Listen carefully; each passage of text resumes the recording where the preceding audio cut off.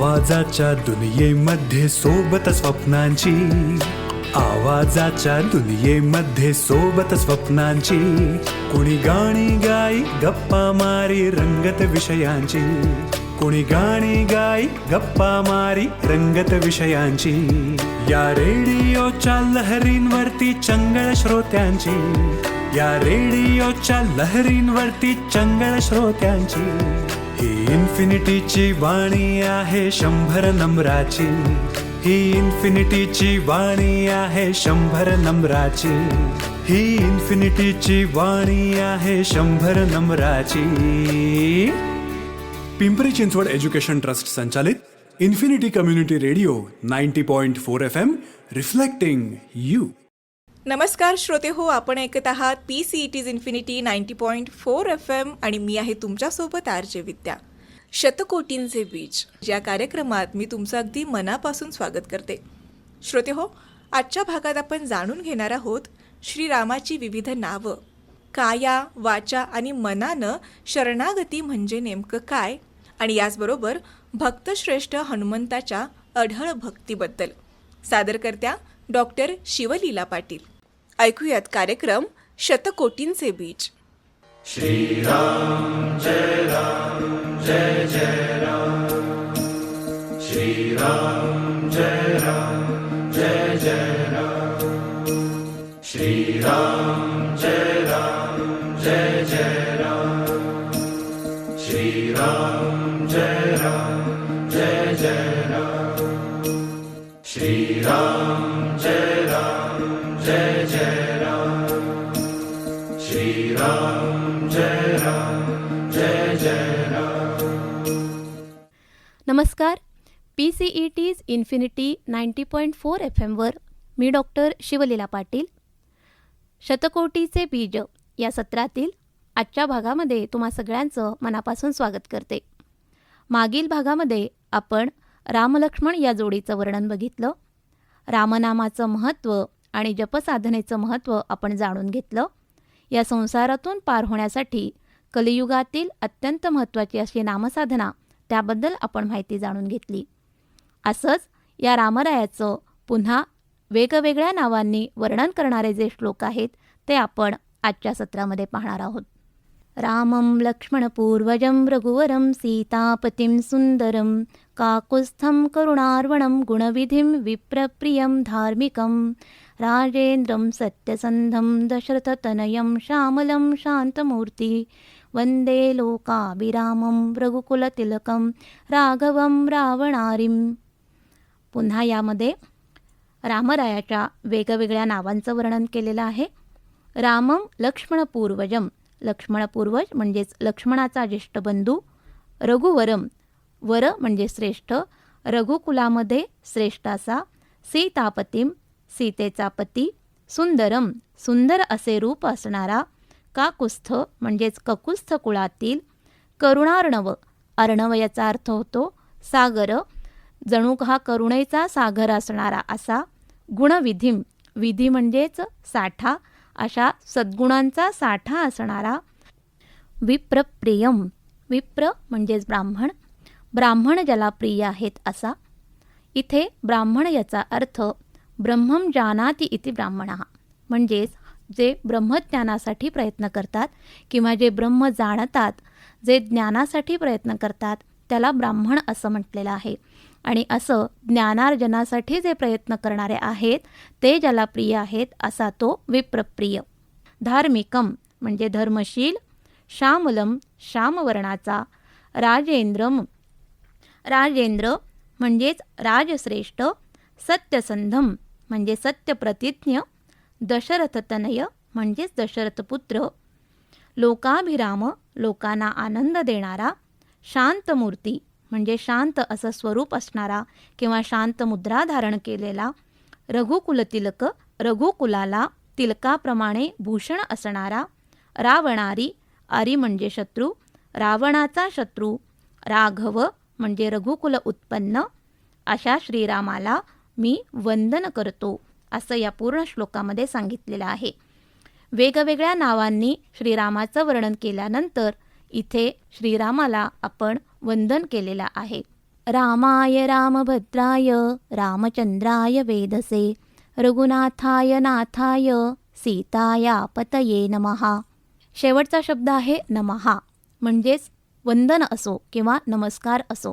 संस्कृत भाषेमध्ये जेव्हा जेव्हा नमहा किंवा वंदन असो हा शब्द येतो तेव्हा चतुर्थी विभक्ती लागते. हे या भाषेचं वैशिष्ट्य. त्यामुळेच रामाय, रामभद्राय, रामचंद्राय असं म्हटलेलं आहे. रामाय म्हणजेच रामाला, रामभद्राय म्हणजेच रामभद्राला, म्हणजे वेगवेगळी नावं याच्यामध्ये घेतलेली आहेत. रामचंद्राय, वेधसे, वेधसे याचा अर्थ होतो सृष्टी निर्मात्याला. रघुनाथाय, रघुकुलाचा नाथ असा, आणि नाथाय म्हणजेच सर्वांचा नाथ या अर्थाने. सीताया हा पतये, सीतेचा पती, त्याला आम्ही काय करतो तर वंदन करतो किंवा त्याला माझा नमस्कार असो. रामाला, रामभद्राला, रामचंद्राला, सृष्टी निर्मात्याला, रघुनाथाला, सर्वांच्या नाथाला, सीतेच्या पतीला माझा नमस्कार असो, असं या श्लोकामध्ये म्हटलेलं आहे. पुढचा श्लोक. श्रीराम राम रघुनंदन राम राम, श्रीराम राम भरताग्रज राम राम, श्रीराम राम रणकर्कश राम राम, श्रीराम राम शरणं भव राम राम. श्रीराम राम शरणं भव राम राम म्हणजेच हे रामा तू आमचा रक्षण करता हो. रघुनंदन म्हणजेच रघुकुलाचा नंदन अशा श्रीरामा. भरताग्रज, भरताचा ज्येष्ठ बंधू असणारा राम. रणकर्कश म्हणजेच रणांगणामध्ये कठोर वर्तन करणारा असा श्रीराम. तर या सर्व नामांनी श्रीरामाचं वर्णन करून अशा ह्या रामांनी म्हणजेच हे श्रीरामा, हे रामा तू आमचे रक्षण कर असं या श्लोकात म्हटलेलं आहे. रणकर्कश या नावाने क्षत्रियत्व जे आहे श्रीरामाचं ते आपल्याला लक्षात आणून दिलेलं आहे. राम हा जसा करुणेचा सागर आहे तसं तो क्षत्रिय कुलोत्पन्न असल्यामुळं तो रणरंगधीर असा देखील आहे, हे आपण विसरता कामा नये. वीरवृत्तीचं दर्शन देणारं असं त्याचं रूप आहे. रणकर्कश या शब्दातून आपल्याला त्याच्या ह्या वीरवृत्तीचं दर्शन घडतं हे आपण जाणून घेतलं. श्रीरामचंद्र चरणो मनसा स्मरामि, श्रीरामचंद्र चरणो वचसा गृणामि, श्रीरामचंद्र चरणो शिरसा नमामि, श्रीरामचंद्र चरणो शरणं प्रपद्ये. श्रीरामचंद्र चरणो म्हणजेच श्रीरामचंद्रांच्या चरणाला किंवा चरणाशी. मनसा स्मरामी, श्रीरामचंद्रांच्या चरणाचं मनाने मी काय करतो स्मरामी म्हणजेच स्मरण करतो. श्रीरामचंद्र चरणो वचसा गृणामी, मी माझ्या वाचेने त्याचं काय करतो तर तवन करतो. श्रीरामचंद्र चरणो शिरसा नमामी, श्रीरामचंद्राच्या चरणांना मी शिराने म्हणजेच माझ्या डोक्याने नमस्कार करतो. याचं आपण नंतर विस्तृत विवेचन बघूयात.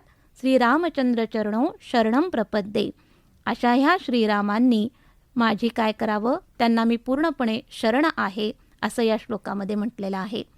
म्हणजेच आपण जर सहज लक्षात घेतलं तरीसुद्धा काया, वाचा आणि मन या सर्वांनी आपण रामचंद्राला शरण गेलं पाहिजे हे सांगणारा हा श्लोक आहे असं आपल्याला लक्षात येतं. श्रीरामचंद्र चरणो शिरसा नमामी हे म्हटल्यानंतर थोडंसं थांबावंसं वाटलं. नमन आपण खरं तर नमस्कार जेव्हा आपण करतो तेव्हा आपण हाताने पण करतो, पण इथे शिरसा नमामी म्हटलेलं आहे. शिर हा आपलं उत्तमांग आपण मानतो आणि जेव्हा शरणागती असते तेव्हा आपलं उत्तमांग असणारं शिर समर्पित करावं लागतं, ते या श्लोकातून आपल्याला दिसून येतं. त्यामुळेच आपल्या संस्कृतीमध्ये मोठ्यांच्या चरणावर डोकं ठेवून वंदन करण्याची पद्धत आहे किंवा ती आपली संस्कृती आहे. समोरच्याच्या चरणांवर आपलं मस्तक ठेवणं, आपलं उत्तमांग ठेवणं ही संपूर्ण शरणागती आहे. गुरूंच्या चरणाशी इतकं लीन व्हावं लागतं. तर अशी शरणागती पत्करणं याचाच अर्थ अहंकार टाकून देणं, आणि असा अहंकार टाकला की गुरुकृपा नक्कीच होते. म्हणूनच काया, वाचा आणि मन या सर्वांनी आपण खरं तर भगवंताला शरण गेलं पाहिजे. भगवद्गीतेमध्ये देखील अर्जुन जेव्हा श्रीकृष्णाला संपूर्णपणे शरण जातो तेव्हाच भगवंत त्याला गीतेचं वचन सांगतात किंवा गीतेचं ज्ञान देतात. शाधिमाम प्रपद्ये असं अर्जुन म्हणतो. गोंदवलेकर महाराजांचे शिष्य ब्रह्मानंद महाराज हे म्हणे कुणासमोर कधी डोकं टेकवत नसत. त्यांना याबद्दल अनेकांनी विचारलं. ते म्हणाले की तुम्ही कधीही कुणासमोर डोकं का नाही हो टेकवत, हे बरं दिसतं का बरं? त्यावर त्यांनी दिलेलं उत्तर आपण नीट समजून घेऊयात आणि लक्षात ठेवूयात. ते म्हणाले की मी माझ्या गुरुच्या पायावर जे ठेवलेलं डोकं आहे ते अजून उचललेलंच नाही, तर मग मी दुसरीकडे कसं ठेवणार? बघा, या वाक्यातून आपल्याला काय लक्षात येतं? आपल्या गुरुच्या चरणांशी कायम लीन असणारे असे हे शिष्य. यातून शिरसा नमामी हे जे इथे सांगितलेलं आहे त्याचा किती वेगळा अर्थ आहे हे माझ्या लक्षात आलं आणि तो तुमच्यापर्यंत पोचवण्याचा मी प्रयत्न केला. माता रामो मत्पिता रामचंद्रः स्वामी रामो मत्सखा रामचंद्रः सर्वस्वं मे रामचंद्रो दयालुर नान्यं जाने नैव जाने न जाने. हा श्लोक तसा सगळ्यांना परिचयाचा आहे आणि अर्थही तसा सोपा आहे. माता रामो म्हणजे माझी माता तू राम आहेस. मत्पिता रामचंद्रः माझे पिता रामचंद्रच आहेत. स्वामी रामो मत्सखा रामचंद्रः माझा स्वामी राम आहे आणि माझा सखासुद्धा रामचंद्रच आहे. सर्वस्वं मे रामचंद्रो माझं सर्वस्वच जणू रामचंद्र आहे. दयालुर नान्यम जाने नैव जाने न जाने. इथं नैव जाने न जाने असं त्रिवार म्हटलेलं आहे. हे त्रिवार म्हणणं म्हणजे काय आहे? याच्यामध्ये आपल्याला ठामपणा दिसून येतो किंवा ह्याच्यामध्ये निश्चितता दिसून येते, ह्याच्यामध्ये निश्चय दिसून येतो. आपलं सर्वस्व जेव्हा आपण रामचंद्राला अर्पण करतो तेव्हा ती खरी भक्ती ठरते. अगदी जनाबाईंच्या ओवीत म्हटलं आहे, माय बाप बंधू भगिनी तू बा सखा चक्रपाणी. असं हे भगवंताशी आपलं सर्वार्थाने जोडलेलं नातं. इतकं आपलं सर्वस्व जेव्हा आपण भगवंताला वाहतो किंवा आपण त्याला भगवंताला आपलं सर्वस्व मानतो तेव्हा त्याच्या व्यतिरिक्त तारणारा दुसरा कोणीही नाही हे आपण अगदी नक्कीच याच्यावर विश्वास ठेवावा किंवा हा विश्वास आपल्या मनामध्ये निर्माण होत असतो. एक ओवी आहे, एक अभंग आहे रादर. घेई घेई माझे वाचे गुढ नाम विठोबाचे, तुम्ही ऐका रे कान माझ्या विठोबाचे गुण, डोळे तुम्ही घ्या रे सुख पहा विठोबाचे मुख, मनात येते धाव घेई राही विठोबाचे पायी, तुका म्हणे जिव्हा न सोडू या केशवा. म्हणजेच काय, आपल्या सर्व इंद्रियांनी आपण भगवंताचं स्मरण करावं तर भगवंत आपल्या पाठीशी सदैव उभा राहतो हे या श्लोकातून आपल्याला दिसून येतं. दक्षिणे लक्ष्मणो यस्य वामे तु जनकात्मजा पुरतो मारुतिर्यस्य तं वंदे रघुनंदनम. ज्याला आपण पंचायतन मूर्ती म्हणतो किंवा रामपंचायतन अशा या मूर्तीचं इथे वर्णन आहे. दक्षिणे लक्ष्मणो यस्य ज्याच्या दक्षिणेला लक्ष्मण उभा आहे. वामे तू जनकात्मजा आणि डाव्या बाजूला जनकात्मजा जनकाची कन्या म्हणजेच सीतामाता आहे. पुरतो मारुतिर्यस्य ज्याच्या समोर मारुतीराय उभा आहे. तम वंदे रघुनंदनम अशा ह्या रघुनंदनाला मी वंदन करतो. आपण अनेक ठिकाणी अशा पंचायतन राममूर्तीचं दर्शन घेत असतो आणि यामध्ये तो नेहमी लक्ष्मण आणि सीतेच्या सोबत आहे आणि दास मारुती हा त्यांच्या समोर आहे.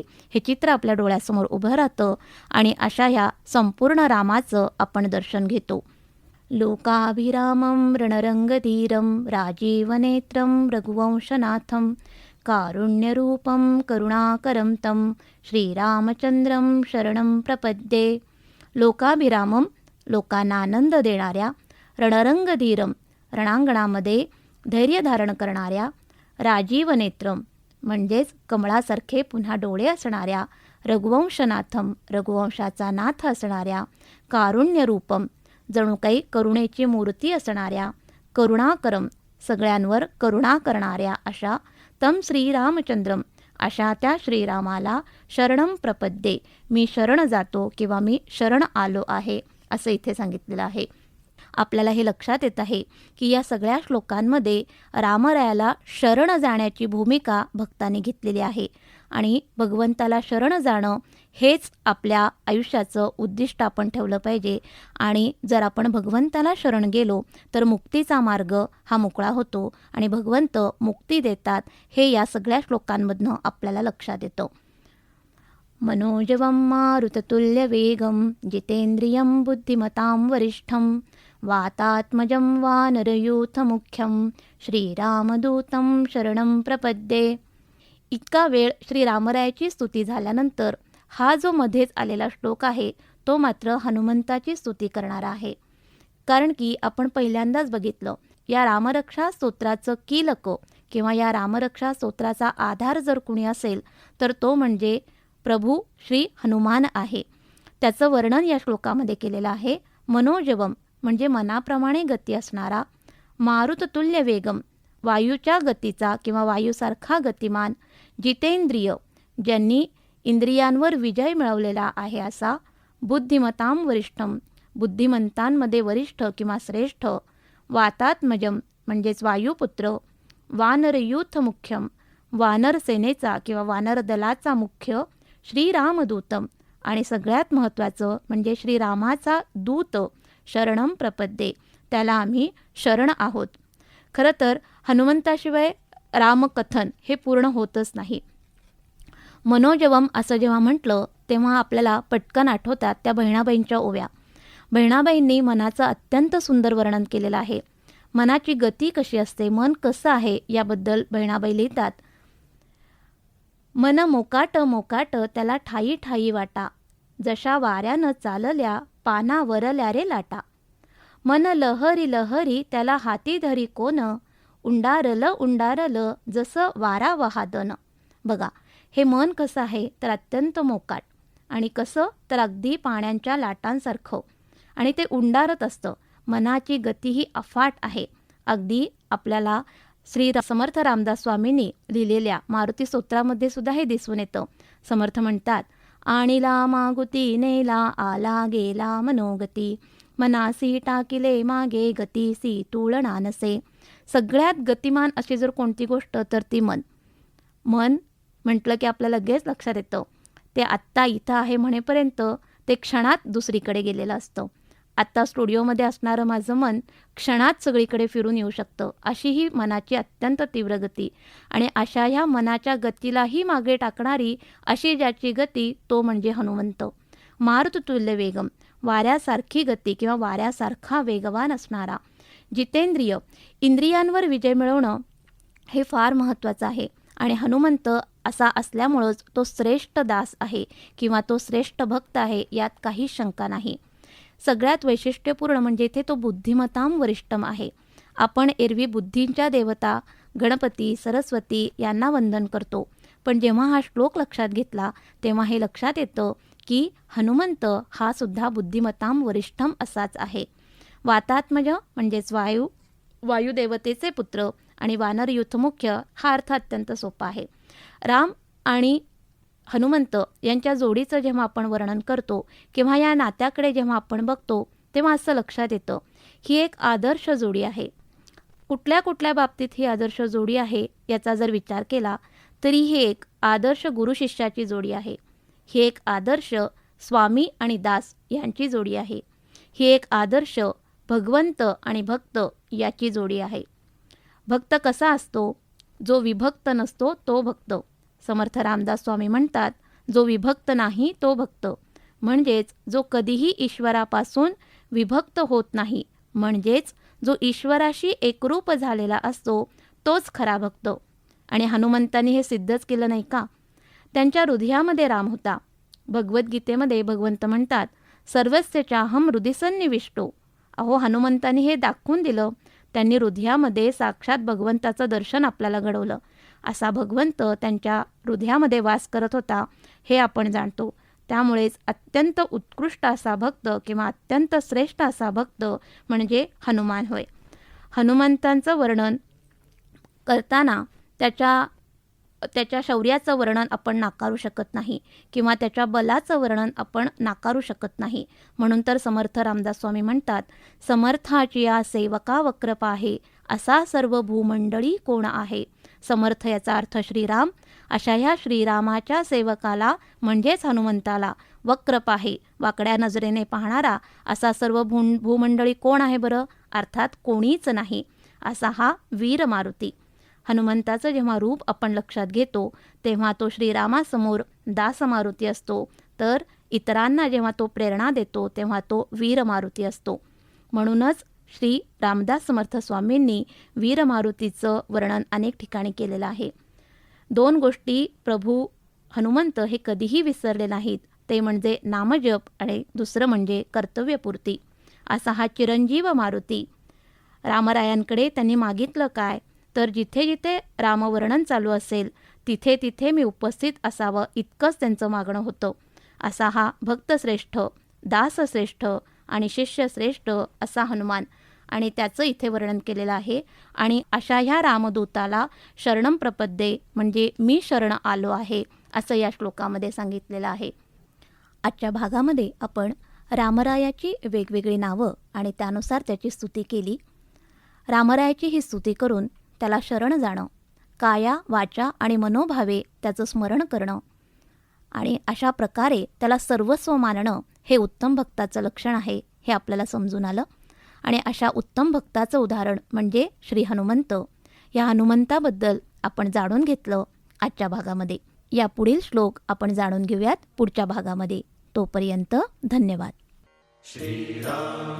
शतकोटीचे बीज हा कार्यक्रम आत्ताच आपण ऐकलात फक्त PCET's इन्फिनिटी 90.4 FM वर.